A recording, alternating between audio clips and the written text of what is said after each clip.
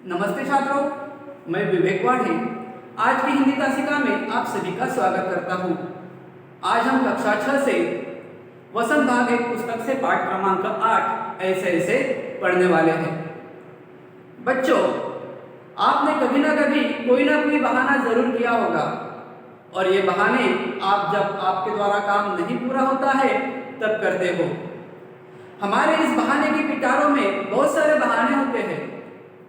कभी हम किसी को बीमार गिरा देते हैं, कभी अपनी कॉपी नोटबुक को घुमा देते हैं या कभी पेट दर्द सिर दर्द का बहाना करते हैं।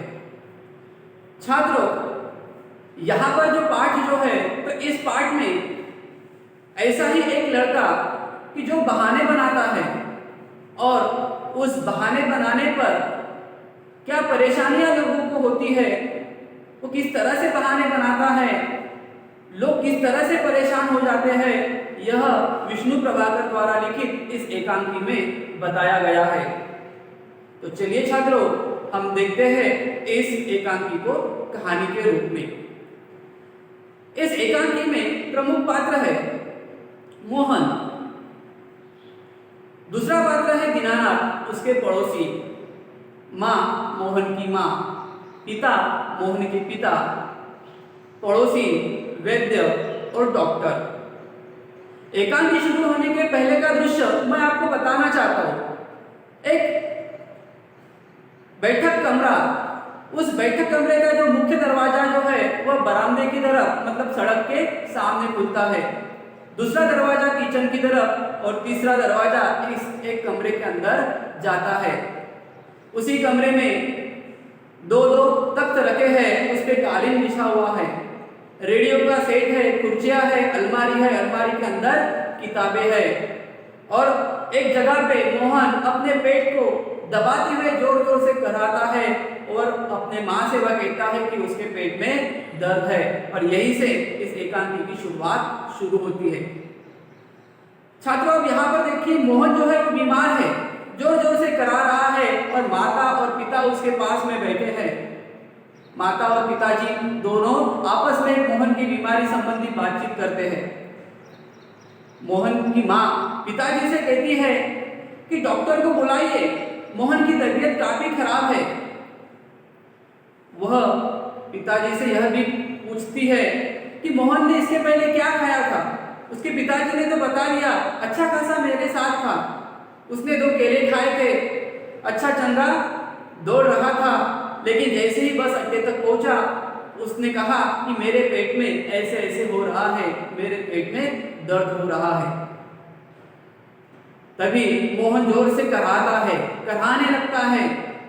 माँ फिर से कहती है डॉक्टर को बुलाओ। मोहन के पिताजी जाते हैं, फोन उठाते हैं, डॉक्टर को फोन लगाते हैं। डॉक्टर आवश्यक जितनी जानकारी चाहिए मोहन के पिता से प्राप्त करते हैं। क्या डॉक्टर कहते हैं क्या मोहन ने क्या खाया था, उसे कब्ज है क्या, उसके पेट में दर्द है क्या, मतलब तरह तरह के सवाल जो है डॉक्टर पूछते हैं और इधर से मोहन के पिताजी जी हाँ कुछ नहीं, बस इसी तरह से वह डॉक्टर के साथ में बोलते रहते हैं। अब उसी समय में जब मोहन के पिताजी बात समाप्त करके जब वापस लौटते हैं, मोहन जो है उल्टी करने जैसी हरकतें शुरू कर देता है। वो जोर से कराता है और कहता है कि मेरे पेट में दर्द है, मेरे पेट में ऐसे ऐसे होता है। वह जमीन के ऊपर थूकता भी है। माँ जो ठहरी चिंता में डूब गई थी, वह जैसे ही कुछ बोल पड़े उसी समय उसके पड़ोस के दीनानाथ जी का प्रवेश यहाँ पर आते हैं। दीनानाथ को भी पता चलता है और वह कहता है कि मोहन को क्या हुआ। माँ जो थी चिंता में डूबी हुई थी, उसने कहा कुछ नहीं, मोहन के पेट में दर्द है। भला मोहन एक जगह पर बैठने वाला लड़का नहीं है, वह तो दिन भर शरारतें करता रहता है।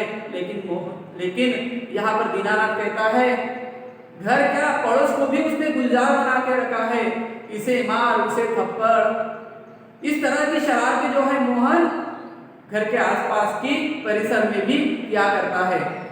फिर से मोहन अपने पेट को जोर से दबाते हुए कहता है मेरे पेट में दर्द है, मुझे ऐसे ऐसे हो रहा है। छात्रों तभी क्या होता है, वैद्य जी आ जाते हैं। वैद्य जी को भी पता था कि मोहन बीमार है, वो आए, मोहन के पास में बैठे, मोहन का हाथ में लिया, उसकी नाड़ी देखने लगे और उन्होंने अनुमान लगाया कि शायद मोहन को वात का प्रकोप हुआ है, मोहन के पेट में वायु भरी हुई है, हो सकता है उसे कब्ज है, उसका पेट साफ नहीं है, मद रुक गई है। वैद्य जी ने यह सभी बातें बता दी नाड़ी देखकर। तब वैद्य जी जो है वह कहते हैं कुछ नहीं, मोहन एक दिन में ही अच्छा हो जाएगा। वैद्य जी दीनानाथ को कहता है कि मैं कुछ दवाइयाँ की पुड़िया आपको देता हूँ, तुम मेरे साथ में चलिए। मोहन के पिताजी वैद्य जी को 5 रुपए देते हैं और वैद्य जी और दीनानाथ वहां से चल देते हैं। जैसे ही वैद्य जी चले जाते हैं, जिस डॉक्टर को मोहन के पिताजी ने बुलाया था, डॉक्टर का आगमन अब यहाँ पर हो जाता है। डॉक्टर आते हैं, डॉक्टर का स्वागत किया जाता है, मोहन के माता पिता खड़े हो जाते हैं, डॉक्टर को बैठने के लिए जगह दी जाती है। डॉक्टर मोहन के पास बैठते हैं क्योंकि मोहन बीमार है, उनको तो पहले से ही पिताजी ने बताया था। मोहन के पास बैठने पर उसकी जांच पड़ताल होती है। डॉक्टर कहते हैं जीभ दिखाओ, ठीक है, उसके बाद में पेट पे हाथ रखना, गले पर हाथ रखना, माथे पर हाथ रखना, यह सभी डॉक्टर जो है ठीक तरह से उसकी जांच पड़ताल कर लेते हैं और कहते हैं कि कुछ नहीं, मोहन जो है, मोहन को कब्ज हुई है, उसका पेट साफ नहीं है। बस यहाँ पर वैद्य जो थे उन्होंने भी बोल दिया कि इसे कब्ज हो चुका है, डॉक्टर साहब ने भी बोल दिया कि इसे भी कब्ज हो चुका है। डॉक्टर ने कहा मैं गोलियां लिखवा देता हूँ, मोहन जल्दी ही ठीक हो जाएगा। तब मोहन के पिताजी डॉक्टर को 10 रुपए फीस देते हैं और उनके साथ में दवाई लेने के लिए स्वयं चले जाते हैं। अब देखो छात्रों, वैद्य जी के साथ में दीनानाथ गए और डॉक्टर के साथ में मोहन के पिताजी स्वयं चले गए। घर में मोहन और माता दोनों ही थे। तभी पड़ोसी जो थी रामू की काकी, उसका आगमन हो जाता है। उसे भी पता चलता है कि मोहन बीमार है, क्योंकि मोहन अपने कॉलोनी का बहुत ही शरारती लड़का था। जब वो आई तो माता और पड़ोसी मतलब रामू की काकी के बीच में बातचीत होती है और बातचीत होती है नई नई बीमारियों के संबंध में कि आजकल तो नई नई बीमारियां निकली है, अलग अलग प्रकार किस्म की बीमारियां है, बोल नहीं सकते।